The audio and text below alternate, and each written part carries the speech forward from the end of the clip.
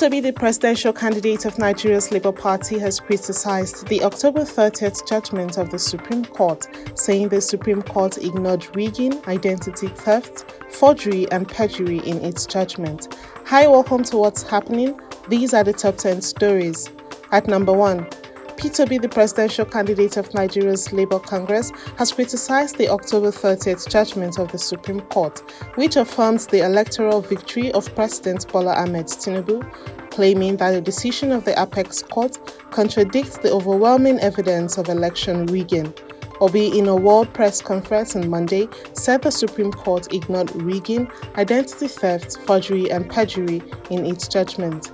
At number 2, the Coalition for Social Justice and Good Governance is calling on the President of the Court of Appeal to review the Abia Central Senatorial Seat Dispute Judgment involving Augustine Akobundu, PDP, and Darlington Wokocha, Labour Party.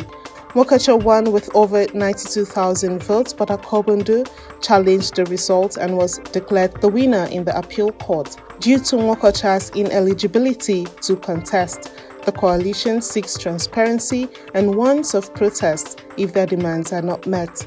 At number 3, the federal government is taking steps to combat illegal mining by creating a special police outfit called the Mining Police Force, or Mine Police, according to the Minister of Solid Minerals Development, Mr. Dele Alake. This new security force will not only focus on the mining sector, but also extend its operations to marine and the blue economy. In addressing security issues in the mining sector, the government plans to collaborate with various security agencies and establish this special police force, which will be controlled by the Ministry of Solid Minerals, with personnel answering to the ministry's authority. At number 4, a coalition of civil society groups is urging Inspector General of Police Mr. Kayode Ebetokun to release the police investigation report on the alleged murder of Victor Obafeite and Jimo Asimi, who lost their lives after the 2007 House of Representatives election in Kababunu local government area. The coalition, led by Mr. Wisdom Chinedu, is demanding legal consequences for those responsible for the 2007 violence, emphasizing the availability of witnesses to testify against the perpetrators. The coalition states the urgency of these actions due to ongoing threats of violence during the governorship election campaign, including alleged disruption of elections involving known cultists. At number 5, a federal high court in Abuja has dismissed allegations of forgery of a discharge certificate against Enugu State Governor Barrister Peter Ndubisi Mbah by the National Youth Service Corps. The Judge, Justice Iyang Eden-Ekwo, ruled that the NYSC failed to prove and defend the allegations as required by the law. In the judgment of the suit brought by the governor against the NYSC, the court imposed a fine of 5 million naira on the Corps to be paid jointly to the plaintiff for suppressing facts and conspiring against him in the unfounded allegations. At number 6, soldiers from the Nigerian Army's 81 Division successfully prevented a suicide attempt by Mrs. Francesca Spark, who had jumped into the Lagos Lagoon near the 81 Division Officers' Mess in Marina, according to a statement from Lieutenant Colonel Olabisi Olalekon Ayeni, Acting Deputy Director of Army Public Relations for the 81 Division Nigerian Army. The troops of the 65 Battalion deployed at the Officers' Mess spotted Mrs. Park and promptly rescued her. Subsequently, her family was contacted and she was handed over to her husband, Mr. Spark Ogene Ovie, who resides in Awoyaya, Lagos.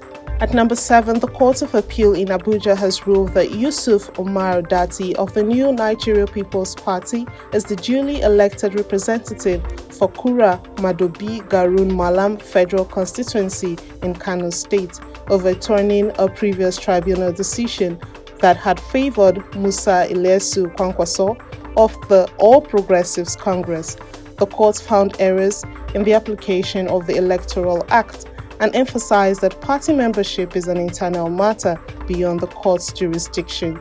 Additionally, the tribunal's calculation of the appellant's resignation date was deemed incorrect. At number 8, the Kano Fire Service says it saved 20 lives and property worth 46.7 million naira from 43 fire incidents in October.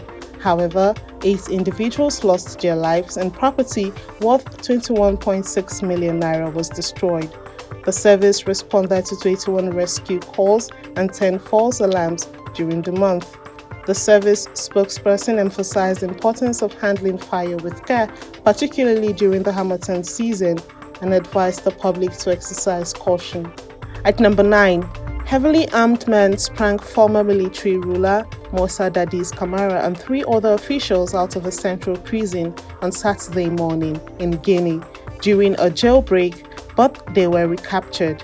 In a statement on Monday, the Minister of Justice said the escape prompted authorities to launch a nationwide manhunt. During the escape, 9 people were killed, including 3 attackers and 4 defense force members. 6 individuals were wounded.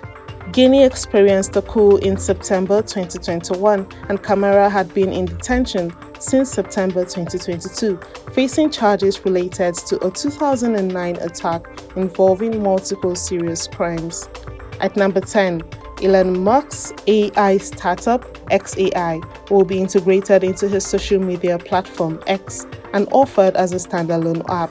The startup introduced in its first AI model a bot named Grok, available to X Premium Plus subscribers. Grok is designed to provide witty answers to questions. X and XAI collaborate closely, and XAI also works with Tesla and other companies. Musk believes AI is a disruptive force and may reshape employment. That's all for today. See you next time on What's Happening.